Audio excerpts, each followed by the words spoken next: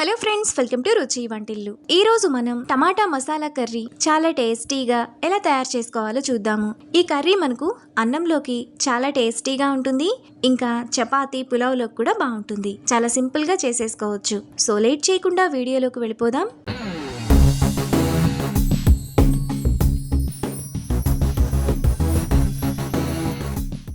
ముందుగా ఈ కర్రీ చేసుకోవడానికి పావు కిలో చిన్న చిన్న టమాటాలు తీసుకొని వాటిని 2-3 సార్లు బాగా కడిగి పెట్టుకోవాలి. ఇప్పుడు టమాటాను ఇక్కడ చూపిస్తున్నట్టు చాకుతో ఈ విధంగా 2 ఘాట్లు పెట్టుకోవాలి. టమాటాలన్నింటికి ఇదే విధంగా కట్ చేసుకొని పక్కన పెట్టుకోవాలి. తరువాత స్టవ్ మీద ప్యాన్ పెట్టుకొని అందులో 2 టేబుల్ స్పూన్లు పల్లీలు వేసుకొని మీడియం ఫ్లేమ్లో బాగా ఫ్రై చేసుకోవాలి.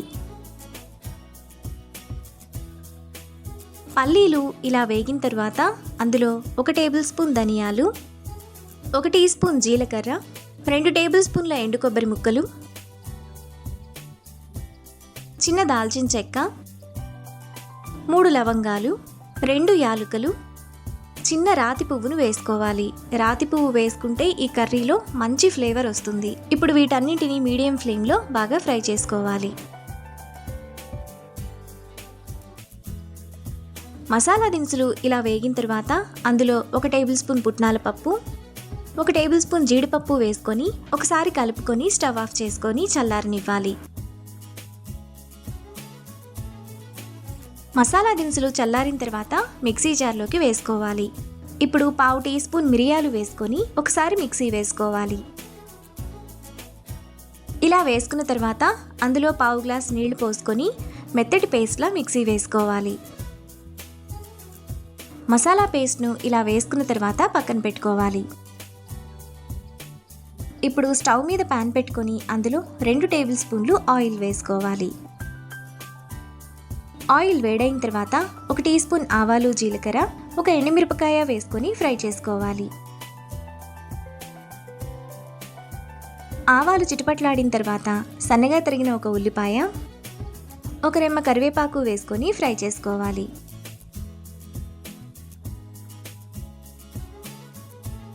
ఉల్లిపాయలు ఇలా వేగిన తర్వాత అందులో 1/2 టీ స్పూన్ అల్లం వెల్లుల్లి పేస్ట్ వేసుకొని పచ్చివాసనంతా పోయేంత వరకు ఫ్రై చేసుకోవాలి. అల్లం వెల్లుల్లి పేస్ట్ ఈ విధంగా వేగిన తర్వాత అందులో ముందుగా మనం మిక్సీ వేసుకున్న మసాలా పేస్ట్, 1/2 టీ స్పూన్ పసుపు, 1 టీ స్పూన్ కారం, 1/2 టీ స్పూన్ గరం మసాలా, టేస్ట్కి తగినంత ఉప్పు వేసుకొని మసాలాలోని ఆయిల్ అంతా సైడ్స్కు వచ్చేంత వరకు బాగా కలుపుకోవాలి.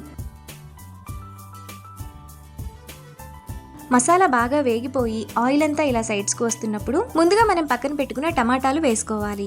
ఇప్పుడు మనం మసాలా పేస్ట్ వేసుకున్న మిక్సీ జార్లోని పావు గ్లాస్ నీళ్లు పోసుకొని తొలిపి వేసుకోవాలి. ఇప్పుడు ఒకసారి లో ఫ్లేమ్లో బాగా కలుపుకోవాలి. ఇలా కలుపుకున్న తర్వాత మూత పెట్టుకొని మధ్య మధ్యలో కలుపుతూ 3-4 నిమిషాల పాటు టమాటాను మగ్గనివ్వాలి. 3-4 నిమిషాల తర్వాత టమాటా కొద్దిగా మగ్గుతాయి.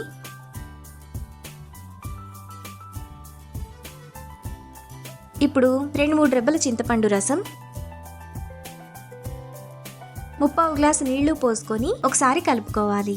టమాటాలో పులుపు ఉంటుంది కాబట్టి చింతపండు రసాన్ని తక్కువగా వేసుకోవాలి.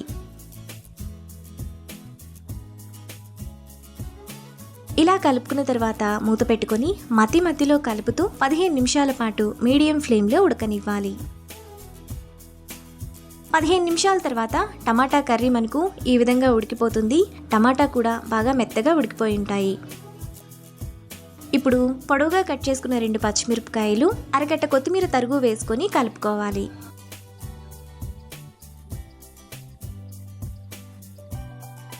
మనకు చాలా టేస్టీగా టమాటా మసాలా కర్రీ రెడీ అయిపోయింది. ఇప్పుడు ఈ కర్రీని బౌల్లోకి తీసుకొని రైస్, చపాతీ, పులావ్తో సర్వ్ చేసుకుంటే ఎంతో టేస్టీగా చేసుకునే టమాటా మసాలా కర్రీ రెడీ. ఈ రెసిపీని మీరు కూడా ట్రై చేసి మీకు టేస్ట్ ఎలా కుదిరిందో నాకు కామెంట్స్లో షేర్ చేయండి. ఈ వీడియో కనుక మీకు నచ్చినట్లయితే లైక్ చేసి, షేర్ చేసి, సబ్స్క్రైబ్ చేయండి.